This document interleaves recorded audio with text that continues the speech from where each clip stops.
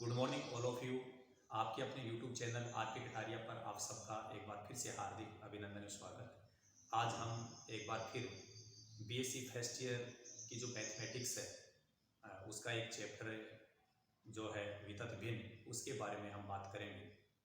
आपको जानकारी के लिए बता देता हूँ कि इससे पहले भी इस चैप्टर से रिलेटेड एक वीडियो हम इस चैनल पे अपलोड कर चुके हैं। कुछ विशेष कारणों से हम काफ़ी दिनों से वीडियो अपलोड नहीं कर पाए थे, इसके लिए मैं क्षमा प्रार्थी हूँ। आप अब कंटिन्यू बीएससी की जो मैथमेटिक्स है उससे रिलेटेड वीडियोज आप इस चैनल पे पाएंगे। साथ में बोर्ड एग्जाम्स 10th क्लास या 12th क्लास है उसकी मैथमेटिक्स की वीडियोज भी आपको इस चैनल पे प्रोवाइड करवाए जाएंगे। तो आज हम वितत भिन्न वाला जो चैप्टर है उसको आगे बढ़ा रहे हैं, जिसमें पहले एग्जाम्पल तक और फंडामेंटल इंफॉर्मेशन हमने उस पिछले वीडियो में दी थी, और आज हम बात करेंगे एग्जाम्पल नंबर सेकंड के बारे में। सबसे पहले हम बात करेंगे कि एग्जाम्पल नंबर सेकंड में हमसे क्या पूछा गया है। इसमें कोई भी आपको एक अप्रिमेय संख्या दी जाएगी, जैसे √14, √2, √5, और उसको वितत भिन्न में रूपांतरित करने के लिए बोला जाएगा। वितत भिन्न में रूपांतरित करना है।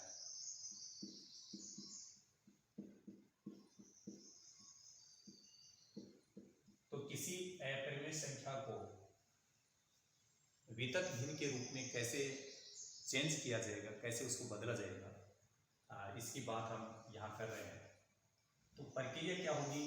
सबसे पहले जो आपको अप्रिमेय संख्या दी गई है उसके बारे में हमें ये सोचना है कि ये कौन सी संख्या के वर्ग के नज़दीक है। हम जानते हैं 3 का वर्ग करेंगे तो 9 आता है, उससे ये ज़्यादा है, और 4 का वर्ग करेंगे तो 16 होता है, उससे ये कम है।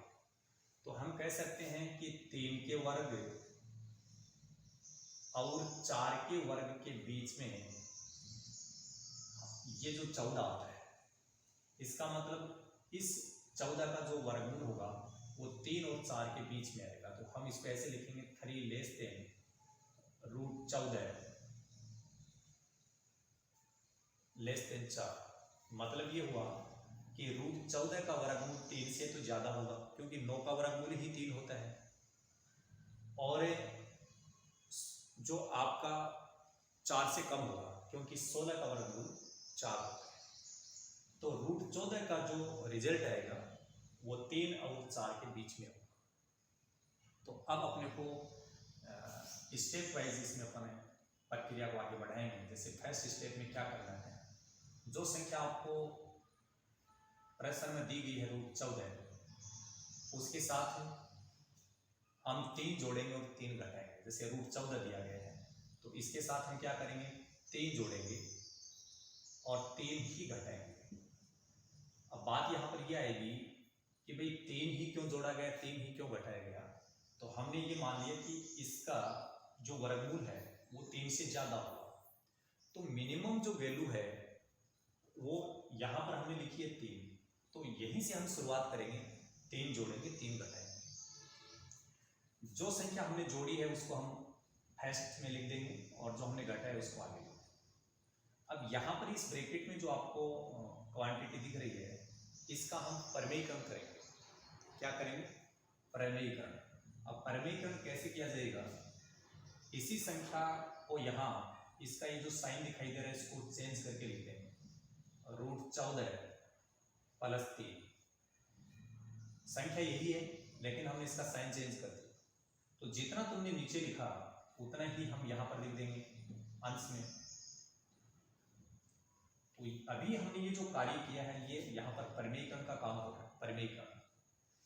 अब परमेयीकरण कैसे होगा आपको समझ में आया होगा कि यहाँ जो संख्या दी गई है उसी संख्याओं को यूज लेते हुए चिन्ह बदलना है, और जितना तुमने यहाँ लिखा उतना ही यहाँ लिख दो। यहाँ पर एक सर्वसम्मिका का प्रयोग हो रहा है, a - b a + b। Minus B, A plus B का मतलब A square minus B square, A square करेंगे तो ये 14 आएगा। यहाँ ये जो 3 हमने लिखा है ये तो ऐसा कैसा ही रहेगा, तो इसका वर्ग करने पर तो आएगा 14 और 3 का वर्ग करेंगे तो 9 आएगा, और बटे में √14 प्लस 3 ऐसा कैसा रहेगा। इसके बाद देखिए आगे यदि हम सरल करेंगे तो ये बना 3 प्लस 14 में से 9 घटाएंगे 5 बचेगा, और √14 प्लस 3 को ऐसा कैसा लिखेंगे। इसके आगे अपने को कार्य नहीं करना है, इस स्टेप को यही छोड़ना है। अब अगली जो स्टेप आएगी वहां पर क्या करना है, ये जो अपरिमेय संख्या वाला पद आ रहा है ये तो परिमेय संख्या है क्योंकि इसमें रूट हट चुका है, यहाँ रूट नहीं आ रहा है। इधर ये जो रूट वाली संख्या आ रही है इसका व्युत्क्रम करके लिखेंगे। व्युत्क्रम करेंगे तो व्युत्क्रम जब करेंगे तो √14 प्लस 3 ऊपर लिखा जाएगा और 5 नीचे लिखा जाएगा। अब वही प्रक्रिया अपने को आगे करनी है, लेकिन उसमें करना क्या है, अपने को ये देखना है इस 3 में कम से कम कितना जोड़ा जाए, कम से कम कि उसमें 5 का पूरा भाग चला जाए, इस बात का ध्यान रखना है। तो हमें पता है 3 में यदि कम से कम हम 2 जोड़ दें तो ये 5 बनेगा, और 5 में 5 का पूरा भाग जाता है। तो आपने जितना जोड़ने के लिए सोचा है उतना ही आप जोड़ेंगे, उतना ही आप घटाएंगे। तो हम क्या करेंगे, 2 जोड़ेंगे, तो 2 इसमें जोड़ेंगे 3 में तो वो 5 बनेगा, वो तो लिख देंगे यहाँ। अब जितना तुमने जोड़ा था 2 उतना घटाना वो पड़ेगा, तो वो लिखना पड़ेगा √14 के साथ में ऐसे। अब देखो पहुंचे अपन वही है, वही पहुंच रहे हैं। कैसे, 5 में से 2 घटाएंगे तो प्लस का 3 ही आ रहा है, लेकिन इसको ऐसे कैसे लिखा वो बता दूं एक बार फिर से। 3 में कम से कम इतना जोड़ा जाए कि उस संख्या में 5 का पूरा भाग चला जाए। तो हमें पता है 3 में 2 जोड़ने पर 5 बन जाता है, 5 में 5 का पूरा भाग जाता है, इसलिए इसमें हमने 2 जोड़ करके वो संख्या यहाँ लिख दी और 2 ही हमने घटा दिया, वो इस रूट वाली संख्या के आगे लिख दिया। फिर बटे में जो 5 है उसको ऐसा कैसा, नेक्स्ट स्टेप में इस 5 को इसके साथ अलग लिख देंगे, इसके बटे में अलग मानेंगे, इसके बटे में अलग, तो 5 में 5 का भाग जाएगा तो वो 1 हो जाएगा। और यहाँ देखिए √14 - 2 बटे 5 बच गया। जैसे हमने यहाँ पर परिमेयकरण किया था वैसे ही यहाँ पर भी हम परिमेयकरण करेंगे। तो देखिए इसका परिमेयकरण करने के लिए क्या करना पड़ेगा, √14 + 2 लिखेंगे हम यहाँ, इस साइन को चेंज कर दें और जितना तुमने नीचे लिखा है उतना ही ऊपर लिख लो। तो ये हो गया √14 + 2। यहाँ पर भी वही सर्वसमीका का प्रयोग होगा, a - b, a + b, a² - b²। a² का मतलब बनेगा 14 और b² का मतलब बनेगा 4। तो 14 में से 4 घटाने के बाद 10 बचेगा, उस 10 में साथ साथ 5 का भाग भी लगा, तो वो क्या बन जाएगा, यहाँ जो 1 है ये तो रहेगा ही रहेगा, प्लस में इसको सरल करने पर बन रहा था 10 और 10 में हमने 5 का भाग लगा दिया तो वहां आ गया 2 बटे √14 + 2 ऐसा कैसा। एक बार आपको यहां तक की स्टेप समझ में आई होगी। यहां जो पूर्णांक आ रहा है उसको एक बार इस प्रकार राउंड में लिख दें, फिर यहां जो प्रथम पूर्णांक आ रहा है उसको भी राउंड में लिख दें। नेक्स्ट स्टेप जो आपकी थर्ड स्टेप होगी उसमें क्या कार्य होगा वो भी आप देखेंगे। इसी प्रकार से इसको आगे बढ़ाते जाना है। अब कब तक बढ़ाना है ये अपन आगे समझते जाएंगे, आपको भी आइडिया हो जाएगा। ये बात मैं आपको बताऊंगा अभी, वो बिल्कुल क्लियर हो जाएगा, कोई प्रॉब्लम नहीं आने वाली। अब बीएससी स्टैंडर्ड के लिए अपन स्टूडेंट्स हैं, तो मुझे लगता है कि जिस अंदाज में मैं आपको बता रहा हूँ और यदि आपने हमारे वीडियो को देखा तो कभी भी आप इनसे घबराएंगे नहीं और निश्चित रूप से इन क्वेश्चन को आराम से हल कर देंगे। तो यहाँ जो अपरिमेय संख्या वाला जो पद है इस 1 के आगे उसका व्युत्क्रम करके लिखेंगे थर्ड स्टेप में। क्या करेंगे, व्युत्क्रम। तो उसका व्युत्क्रम करेंगे तो √14 प्लस 2 और बटे में 2 आ जाएगा। इसका हमने व्युत्क्रम कर लिया, हर वाली संख्या ऊपर लिख दिया, अंश को नीचे। अब फिर वही प्रक्रिया दोहरानी है कि इस 2 में कुछ न कुछ जोड़ना जरूर है। इस 2 में कितना जोड़े कम से कम कि 2 का पूरा पूरा भाग चला जाए। हमें पता है कि यदि 2 में 2 जोड़ दें तो 4 बन जाता है और 4 में 2 का भाग चला जाएगा। तो हमने आइडिया लगाया कि हमें 2 जोड़ना चाहिए। जितना हम यहाँ जोड़ रहे हैं वो संख्या इसमें जोड़ करके लिख दो, वो बनेगा 4 प्लस, तो जितना तुमने जोड़ा था उतना तुम्हें घटाना पड़ेगा, वो लिखना है √14 के साथ में, √14 - 2। अब रिजल्ट वही पहुंच रहा है, 4 में से 2 घटेगा तो 2 ही आ रहा है। लेकिन हमने क्या बताया कि 2 में इतना जोड़ा जाए इस 2 का भाग चला जाए, वो तो लिख दो यहाँ, और जितना तुमने जोड़ा वो लिख दो इस रूप वाली संख्या के आगे, बटे में ये 2 है। अब इस 2 को इस 4 के नीचे अलग लिखेंगे, इसके नीचे अलग। अब 4 में 2 का भाग लगाएंगे तब तो 2 आ ही जाएगा, प्लस इसके बटे में लिख देंगे √14 - 2 बटे 2। अब वही अपने को परिमेयीकरण करना है, तो परिमेयीकरण करेंगे तो √14 प्लस 2 लिखेंगे यहाँ पर भी √14 प्लस 2 लिखेंगे। तो अगली जो स्टेप है इसकी, उसमें क्या मिलेगा अपने को, ध्यान से देखना। यहां अपने को 2 मिल गया, इसको सरल करने पर क्या है, a - b a + b, कहने का मतलब a² - b²। a² का मतलब 14, b² का मतलब 4। 14 में से 4 घटेगा, कितना बचेगा, 10 बचेगा। और वो जो 10 है, उस 10 में हम क्या करेंगे, 2 का भाग लगाएंगे तो आ जाएगा 5। तो इसको सरल करने पर 10 आ रहा है, 10 में 2 का भाग जाएगा तो 5 आ जाएगा। तो ये बनेगा 5 बटे √14 प्लस 2। यहां पूर्णांक जो आ रहा है उसको फिर ऐसे राउंड में, ये प्रक्रिया अपने को तब तक दोहरानी है कि जब तक हमारी शुरुआत की जो स्टेप है, कोई न कोई स्टेप की पुनरावृत्ति ना हो जाए, वो आपने पता चल जाएगा। अभी तक 5 बटे √14 प्लस 2 कहीं नहीं है। आप देख लीजिए, पहली स्टेप ये लिखी हुई है, कहीं पे भी नहीं आ रहा है। ये आ रहा है 5 बटे √14 प्लस 3 आ, ऐसा नहीं है। तो हम जब आगे चलेंगे तो कोई न कोई स्टेप ऐसी आएगी जो इनमें पीछे वाले स्टेप में अपने को मिलेगी। तो अभी अपने को इतना ही लिखना है। एक बार ये जो फर्स्ट स्टेप का जो रिजल्ट आ रहा था, इसको मैं रिजल्ट को नहीं मिटाऊंगा, बाकी अगली जो 4th आपकी स्टेप है उसके लिए आगे हम बढ़ेंगे।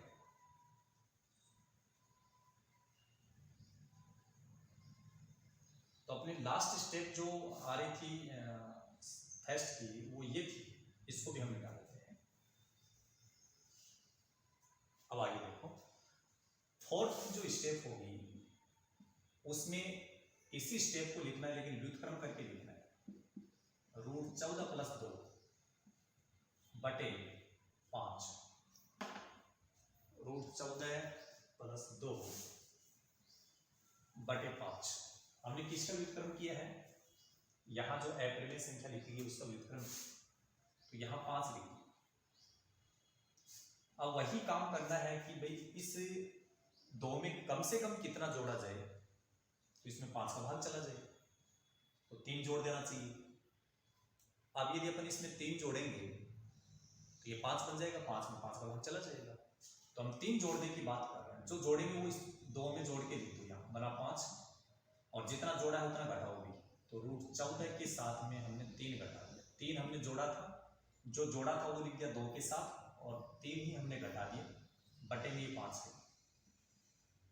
उससे आगे क्या होगा, इस 5 को इसके बटे में और इसके बटे में अलग अलग लिखेंगे, तो यहाँ 5 में 5 का भाग जाएगा, 1 आएगा। ये हो गया √14 - 3 बटे 5। यहाँ पर परिमेयीकरण कर देंगे, √14 प्लस 3, ये हो गया √14 प्लस 3,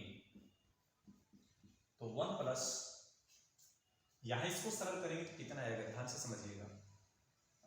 a² - b² बनेगा, तो इसका स्क्वायर करने पर 14, और b² का मतलब 9, तो 14 में से 9 घटाने 5 आता है। उस 5 में 5 का भाग चला जाएगा, तो वहां ऊपर अंश में आ जाएगा 1 बटे √14 प्लस 3। ये पूर्णांक है, इसको राउंड में ऐसे लिखो। ये काम अभी अपने को 1 2 स्टेप 3 स्टेप में और करना पड़ सकता है।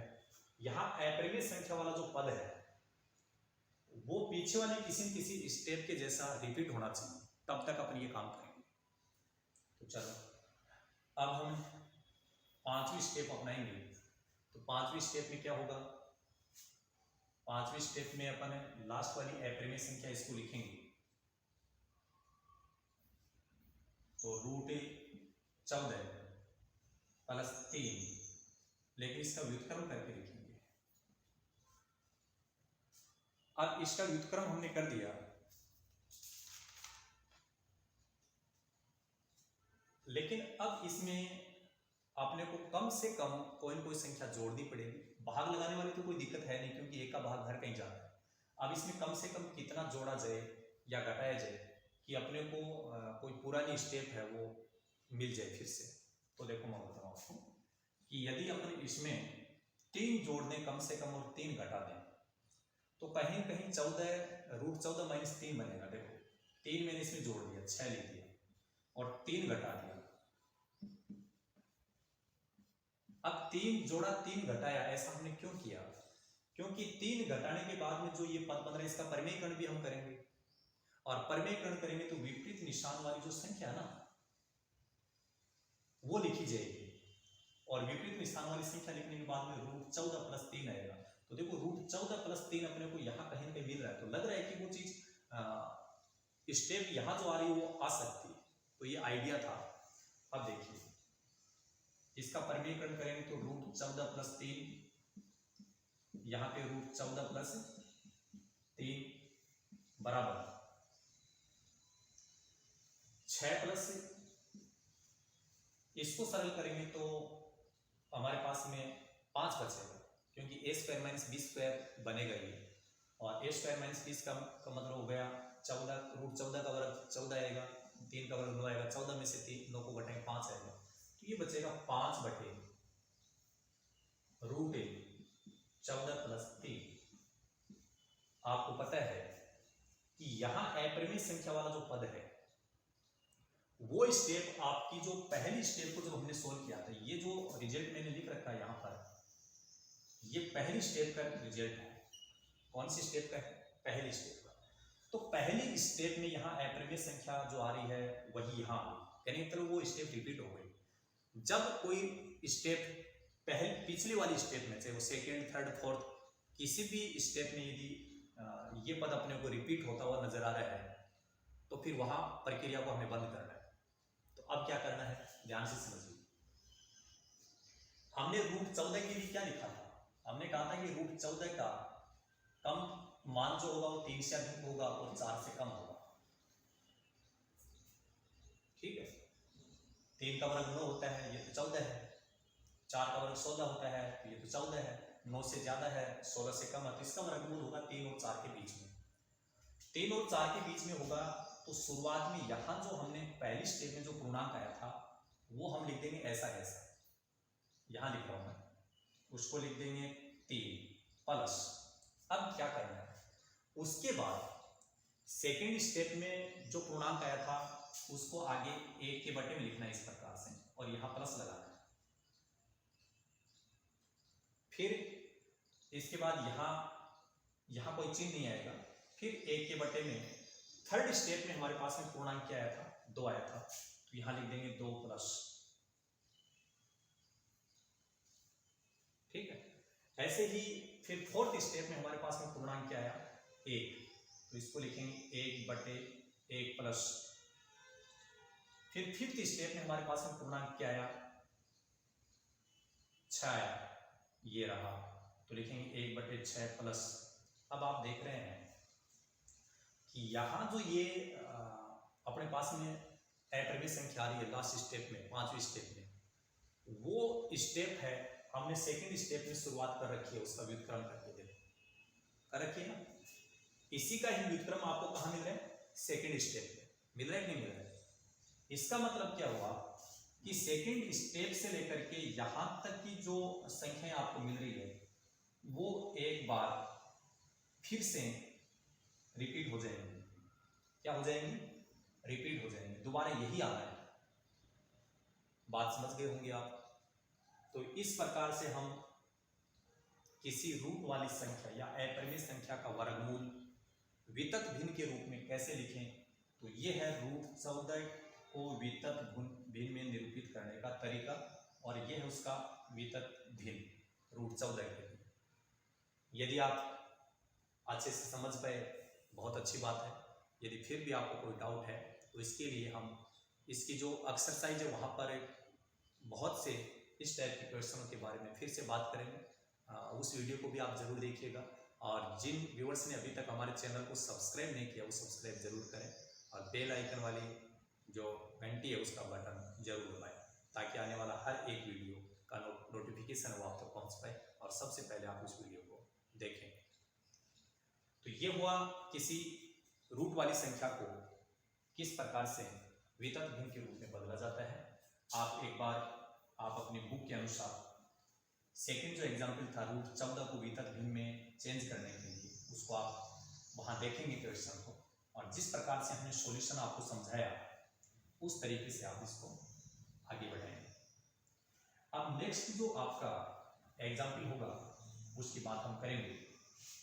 Example number 3।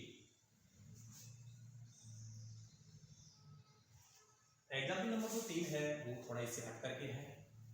वहां क्या वितत भिन्न अपने को पहले से दी गई है, और उस वितत भिन्न का अपने को मान ज्ञात करना है।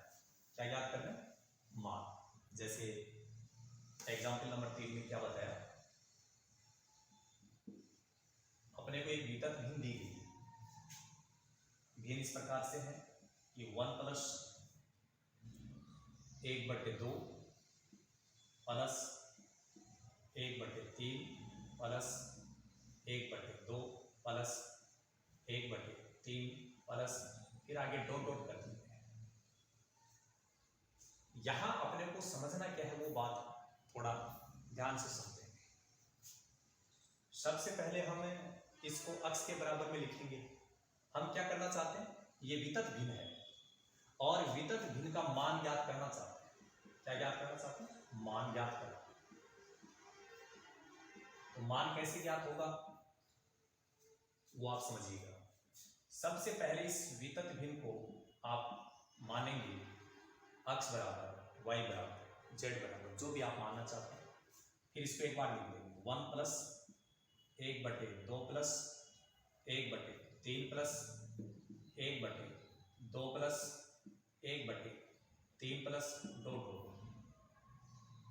फिर अगली स्टेप में क्या करना, ध्यान से समझिए। x बराबर 1 प्लस, इस प्रथम पद के बाद यहां देखिए, यहां से यहां तक जो लिखा हुआ है वही दोबारा रिपीट हो रहा है। समझ में आ रही बात? ये जो मैंने लिखा यहां पर, यही चीज बार बार रिपीट हो रही है। तो जो बार बार रिपीट हो रही है उसको आप यहां लिखेंगे कि रिपीट कौन हो रहा है। ध्यान से सुनिएगा। इसमें एक काम और भी करना है अपने को। पहले थोड़ा सा इसको अलग तरीके से बता दूं। यहाँ ये जो एक आ रहा है इसका एक पक्षांतरण कर देना, फिर अपने इसको आगे बढ़ा दें, उससे थोड़ा आपको अच्छे से समझ में आएगा। तो देखिए इसमें किस प्रकार से यहाँ जो पूर्णांक आ रहा है इस पूर्णांक का इधर पक्षांतरण कर देना। अब क्या बच गया, देखो ये बचा हुआ है। तो बार बार रिपीट हो रहा है ये एक ही चीज, तो बार बार रिपीट हो कौन रहा है, 1/2 प्लस 1/3 प्लस, ऐसा। अब इसको फिर से नहीं लिखना है क्योंकि यही चीज बार बार रिपीट हो रही है। तो अपने को क्या करना है, इधर जो लिखा हुआ है ये, इसको इसके आगे लिखना है। इसके आगे यहां लिखना है x माइनस 1। यहां जो लिखा है वही लिखना है इसके आगे, क्योंकि x माइनस 1 ये बता रहा है कि इस एक का हमने इधर पक्षांतरण कर दिया, तो x माइनस 1 के आगे जो आ रहा है वो बार बार रिपीट हो रहा है। तो बार बार रिपीट कौन हो रहा है, x माइनस 1 ही हो रहा है। भाई इसका इधर पक्षांतरण हम कर देंगे तो ये x माइनस 1 बनेगा। फिर आगे रिपीट कौन हो रहा है, यही हो रहा है, बार बार यही आ रहा है, इसलिए आगे जो रिपीट हो रहा है उसकी जगह अपन ये लिखेंगे। तो हमने इसके आगे इस पूरे सिस्टम को क्या समझ लिया, x माइनस 1। अब कोई समस्या नहीं है, इस x माइनस 1 को एक बार ऐसे कैसे रहने दो। इसको कैसे लिखा जाएगा थोड़ा सा समझना, पहले हम इसको सरल करते हैं। देखो 3 में से जब हम 1 घटा देंगे तो यहाँ अपने पास में बचेगा 2, तो ये बन जाएगा 2 प्लस x। क्या बनेगा, 2 प्लस x। अगली स्टेप में x माइनस 1 ऐसा कैसा, 1/2 प्लस, यहां जो स्टेप आ रही है वो इस प्लस के आगे लिख देंगे यहां। ये वितत भिन्न का निरूपण का तरीका है, हल करने का तरीका है।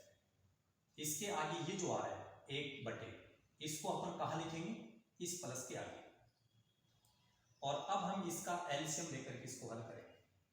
तो देखो जब इसका एलसीएम लेंगे यहां तो ये बनेगा 2 प्लस x, और जब एलसीएम 2 प्लस x है, यहाँ बटे में कुछ नहीं तो इसको इससे सीधा गुणा कर दो तो ये बनेगा 4 प्लस 2x प्लस 1। ये किसके बराबर चल रहा है, ये चल रहा है आपके x माइनस 1 के बराबर। अब यहाँ नीचे वाले भिन्न है उसका फिर व्युत्क्रम कर दो।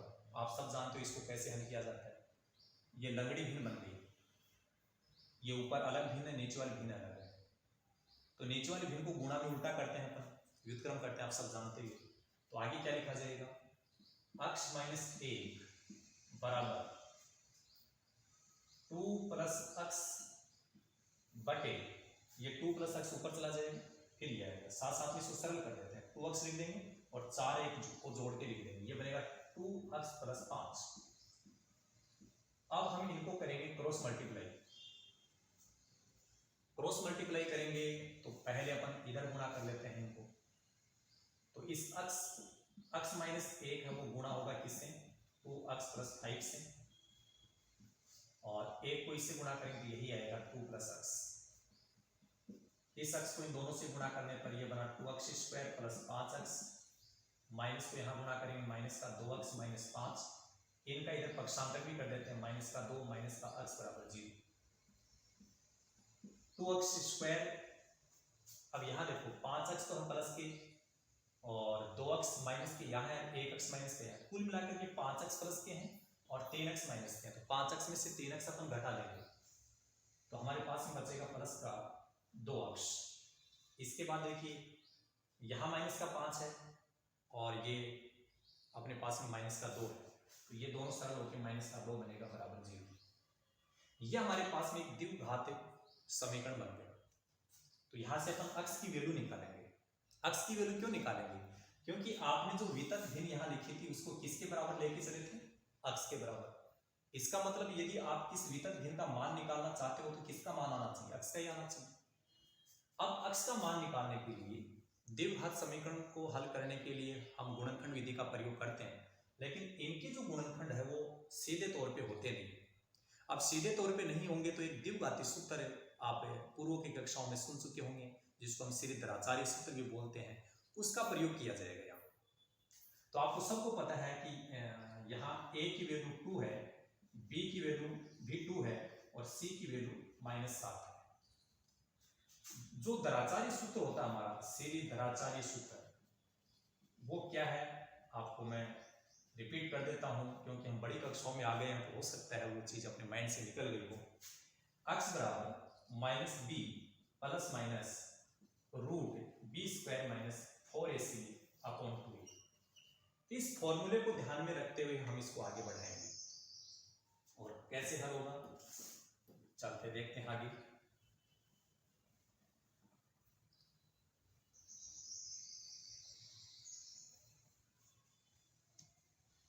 अब x बराबर वैल्यू निकालने अपने को,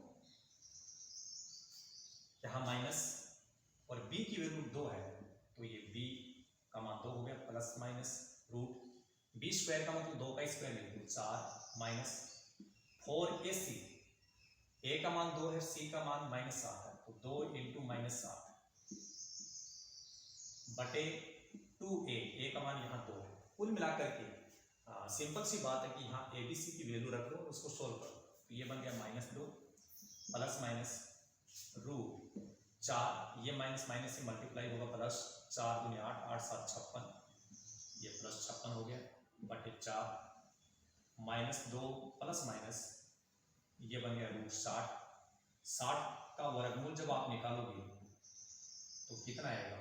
60 का वर्गमूल आएगा 2√15। क्या करोगे भाई? इस 60 के अभाज्य गुणनखंड कर दोगे ना। 60 के अभाज्य गुणनखंड करेंगे तो क्या आएगा? 2 × 2 फिर 3 × 5 ये आएंगे। और वर्गमूल निकालते से समान संख्याओं के जोड़े बनाते हैं, तो इसका एक ही जोड़ा बना, तो जो जोड़ा बन गया वहां से एक संख्या लिख दी हमने 2, और जिनका जोड़ा नहीं बन रहा है उसको रूट के अंदर लिख दिया। अब अंश और हर दोनों में 2 2 का भाग लगाया जा सकता है। यहाँ 2 का भाग जाने पर 1 बनेगा, और यहाँ ही अपन 2 का भाग लगा देंगे तो रूट 15 बनेगा, और यहाँ 2 का भाग लगाने 2 बनेगा। अपने को x का मान निकालते समय केवल धनात्मक वैल्यू लेनी है, धनात्मक चिन्ह देने पर। यहाँ प्लस माइनस दोनों चिन्ह आ रहे हैं, लेकिन अपने को केवल धनात्मक वैल्यू को यूज लेना है। रीजन, क्योंकि यहाँ जो ये संख्याएं आ रही है लगभग वो अपरिमेय संख्याएं ली गई हैं, और हो सकता है अपरिमेय संख्या जो है तो उसका जो अपने पास में रिजल्ट निकालना है अपन वो तो अपन धनात्मक पूर्णांक के रूप में लेते हैं, ऋणात्मक वाली वैल्यू को अपन नेग्लेक्ट करते हैं। तो यहाँ देखिए ये जो रूट 15 है वो प्लस का लिया जाएगा, तो मैं लिख देता हूँ रूट 15 प्लस का। ये तो जैसा है वैसा ही आएगा, तो रूट 15 माइनस 1/2। यहाँ ये जो रिजल्ट आ रहा है आपका, यही आपके इस वितत भिन्न का मान है। तो आप देख रहे हैं ये क्या है? अपरिमेय संख्या है। इस अपरिमेय संख्या को इसने हल करके वितत भिन्न में चेंज कर दिया था, परंतु हमें क्या करना है? हमें तो इस वितत भिन्न से इसका मान ज्ञात करना था। तो आपको हमारा वितत भिन्न का मान ज्ञात करने का मेथड जरूर समझ में आया होगा। यदि आपको हमने इस वीडियो में अभी तक 2 एग्जाम्पल्स आपको करवाए हैं, यदि आपको ये वीडियो पसंद आए तो इस वीडियो को शेयर करना बिल्कुल नहीं भूलिएगा, और आपको हमारा ये वीडियो कैसा लगा इसके लिए आप कमेंट जरूर कीजिएगा। यदि आप चाहते हैं कि इसी प्रकार से हम अनवरत रूप से आपके लिए बीएससी के फर्स्ट ईयर, सेकेंड ईयर और फाइनल ईयर के जो मैथमेटिक्स के चैप्टर हैं उनकी वीडियोस लेकर के आए, तो आप हमें कमेंट बॉक्स में ज़रूर बताइएगा, और हमारा प्रयास आप लोगों के लिए हमेशा जारी रहेगा। इस वीडियो में केवल इतना ही। So thank you so much, all the best, be positive always.